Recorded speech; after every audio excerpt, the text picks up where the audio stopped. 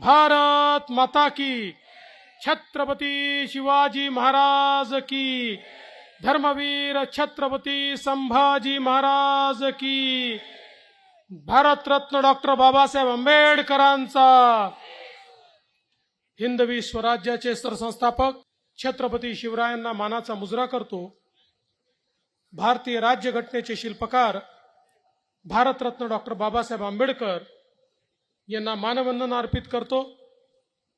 आजच्या या प्रचार सभेमध्ये ज्यांच्या प्रचाराकरता आपण सगळे या ठिकाणी उपस्थित झालो ते या बडनेरा मतदारसंघाचे तरुण, तडफदार, लोकप्रिय आणि कार्यसम्राट आमदार रवी राणाजी,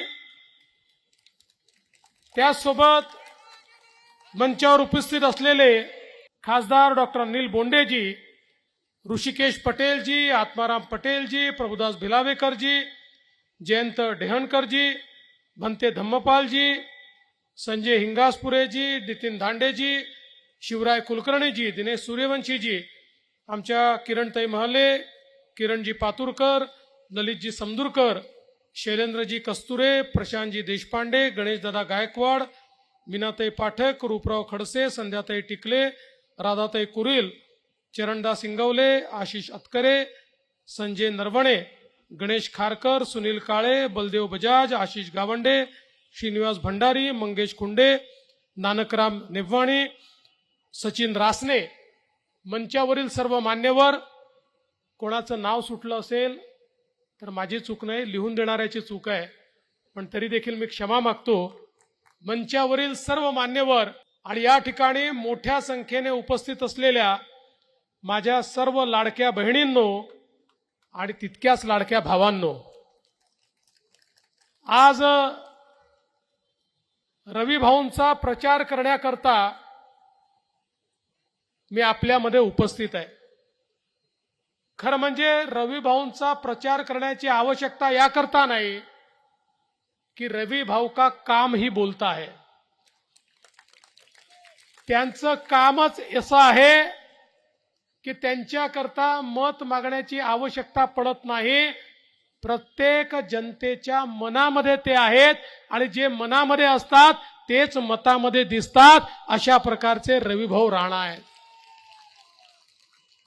खरं म्हणजे भारतीय जनता पक्षाला महायुतीमध्ये 152 जागा मिळाल्या आणि या 152 जागांपैकी 4 जागा आम्ही आपल्या मित्रपक्षांकरता सोडल्या. त्यातली एक जागा युवा स्वाभिमान करता, एक जनसुराज्य करता, एक आरपी आठवले करता आणि एक आरएसपी करता. आणि त्यातलीच एक जागा जी युवा स्वाभिमान करता महायुतीमध्ये भारतीय जनता पक्षाच्या राष्ट्रीय नेत्यांनी दिली, ती जागा म्हणजे रविभाऊ राणांकरता या ठिकाणी दिली. तर रविभाऊचं मतदार जे चिन्ह आहे, बोधचिन्ह आहे, ती फार जोरदार आहे, पाना. आता कोणाकोणाचे नट कसतील. रविभाऊ, आम्हालाही काही लोकांचे नट कसायचे आहेत.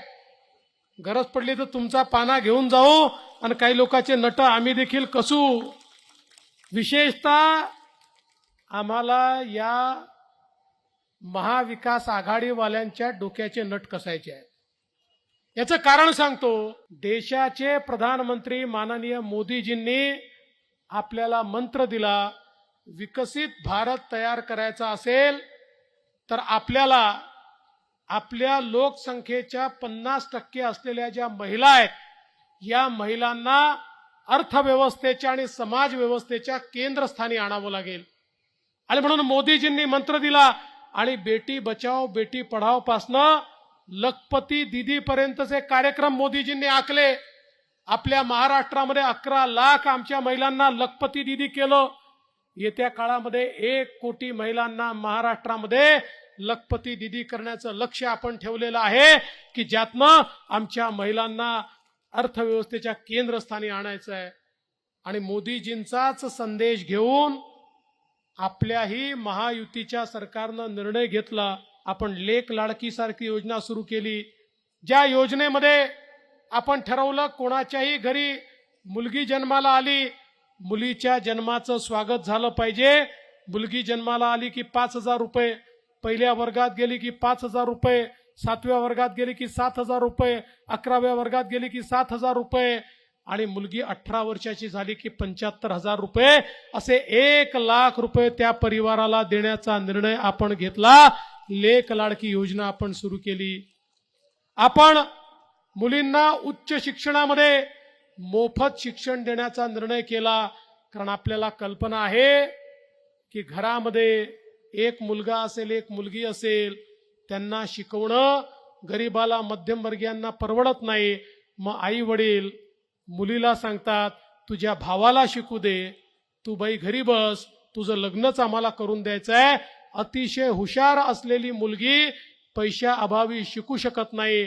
आणि म्हणून आम्ही सांगितलं मुलीच्या आई बापांना की तुम्हाला तुमच्या मुलीला शिकवण्याची अडचण असेल तर चिंता करू नका. मुलीचे मामा हे मुंबईच्या मंत्रालयात बसलेत, ते मुलीची फी भरतील आणि 1,00,000 रुपये, 2,00,000 रुपये, 5,00,000 रुपये जेवढी मुलींची उच्च शिक्षणाची फी आहे ती आपल्या सरकारने भरायला सुरुवात केली.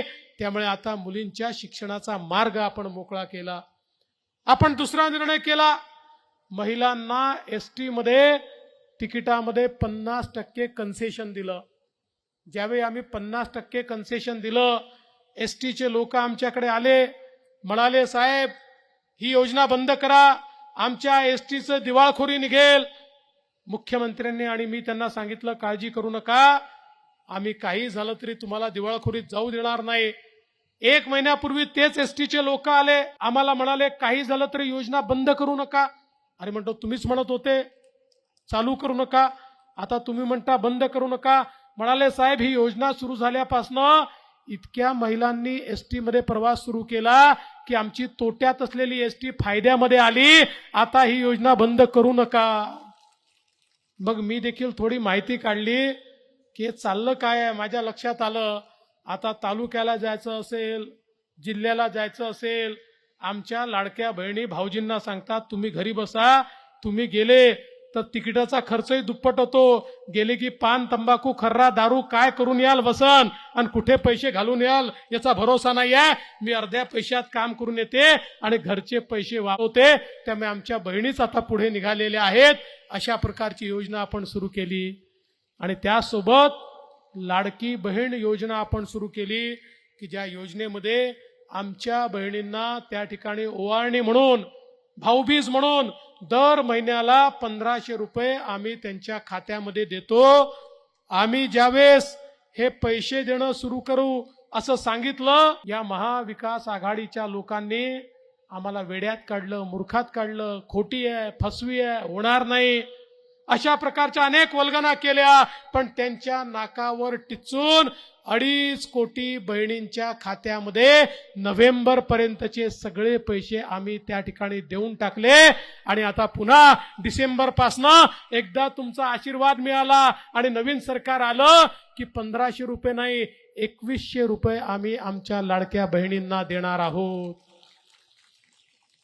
पण मी तुमचा पाना का मागितला माहितीये? तो याकरता मागितला, सर्व प्रकारचे प्रयत्न बंद केल्यानंतर हे महाविकास आघाडीचे लोक आता हायकोर्टामध्ये गेले आणि हायकोर्टामध्ये जाऊन त्यांनी सांगितलं की या ठिकाणी या ज्या योजना आहेत, लाडकी बहीण, लेक लाडकी, मोफत शिक्षण, या सगळ्या योजना म्हणजे पैशाचा चुराडा आहे. या योजनांवर स्थगिती द्या, या योजना बंद करा. बहिणींनो लक्षात घ्या, आम्ही जसे तुमचे सख्खे भाऊ आहोत, हे महाविकास आघाडीवाले तुमचे सावत्र भाऊ तुमच्या योजना बंद करण्याकरता त्या ठिकाणी हायकोर्टामध्ये गेले. पण हायकोर्टाने त्यांना नकार दिला आणि सांगितलं लाडकी बहीण योजना सुरूच राहील.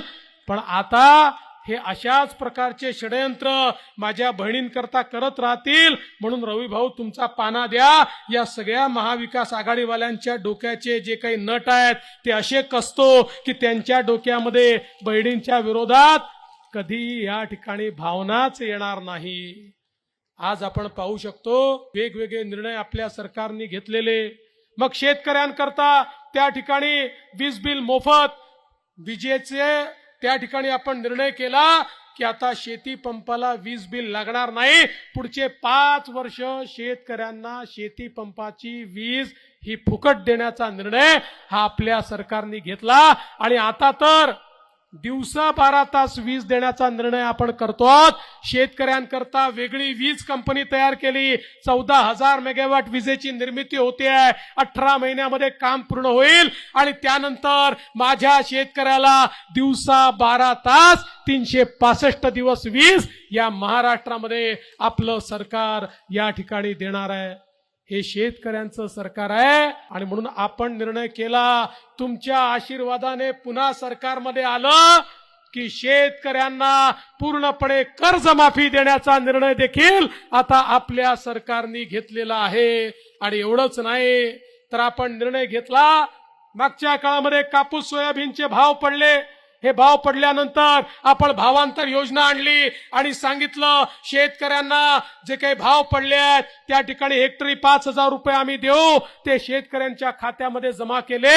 आता तर आपण सांगितलंय की पुढच्या काळामध्ये ज्या वेळी अशा प्रकारे MSP पेक्षा भाव कमी येतील, हमी भावापेक्षा कमी भाव येतील, त्यावेळी जो काही फरक असेल तो शेतकऱ्यांच्या खात्यामध्ये सरकार थेट जमा करेल।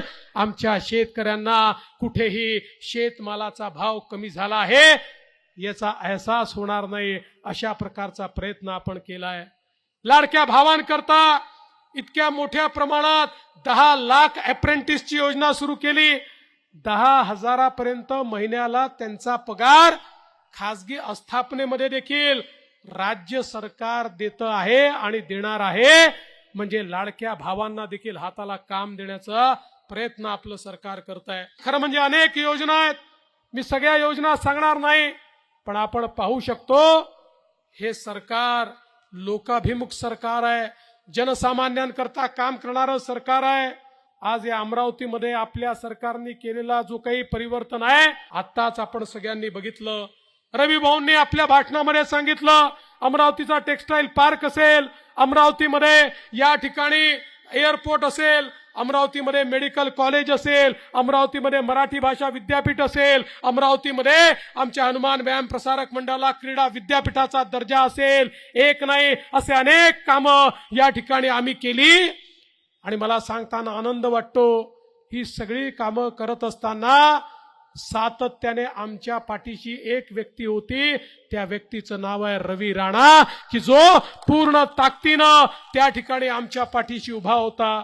रवी असेल, नवनीत ताई असतील, यांनी सातत्याने संघर्षामध्ये आमची साथ दिली। महायुतीच्या पाठीशी, भाजपच्या पाठीशी, माझ्या पाठीशी हे सातत्याने उभे राहिले। आणि म्हणूनच आज ज्यावेळी रवी भाऊ मैदानामध्ये उतरलेले आहेत, आमची संपूर्ण भारतीय जनता पार्टी पूर्ण ताकदीने रवी भाऊंच्या पाठीशी या ठिकाणी उभी आहे। आणि मी तुम्हाला सांगतो, कोणी तुमचं बुद्धिभेद करेल तरी त्याचा विचार करू नका। आता आपला एकच धर्म आहे आणि तो महायुतीचा धर्म आहे, महायुतीचा धर्म। आपल्याला माहिती आहे महाभारताच्या लढाईमध्ये यतो धर्म ततो जया सांगितलेला आहे, जिथे धर्म आहे तिथेच विजय आहे। आणि आपल्याला धर्म हेच सांगतो की जो पक्षाने महायुतीने दिलेला उमेदवार आहे त्या उमेदवाराच्या पाठीशी सगळ्यांना उभं राहायचं आहे। त्यामुळे भारतीय जनता पार्टी असेल, शिवसेना असेल, राष्ट्रवादी काँग्रेस असेल, रिपब्लिकन पार्टी असेल, पिरिपा असेल, सगळे आमचे घटक पक्ष असतील, आमची लवजी शक्ती सेना असेल, सगळेच्या सगळे बडनेरा मतदारसंघामध्ये रवी भाऊ राणांच्या पाठीशी आम्ही उभे आहोत। आणि त्याच वेळी हे देखील सांगितलं पाहिजे की अमरावती मतदारसंघामध्ये देखील सुलभाताई खोडकेंच्या पाठीशी आमची महायुती पूर्णपणे या ठिकाणी उभी आहे। आणि म्हणून तुम्हाला मी विनंती करण्याकरता आलो आहे, रवी भाऊंसारखा एक जनसामान्यांचा नेता जो सगळ्यांच्या सुखदुःखामध्ये त्या ठिकाणी हजर असतो, कुठलाही जातीपातीचं राजकारण न करता प्रत्येक व्यक्ती माझा आहे, हे बडनेरा माझं कुटुंब आहे, इथला एक एक व्यक्ती माझा आहे, त्याचं सुखदुःख माझं आहे असं समजून रात्रंदिवस तुमच्या करता काम करत असतो, तुमच्या करता झटत असतो, जो आपल्या परिवाराचा विचार करत नाही आणि गरज पडली तर 12 दिवस जेलमध्ये जातो, पण आपला विचार सोडत नाही असा रवी भाऊ राणा हा आपला उमेदवार आहे.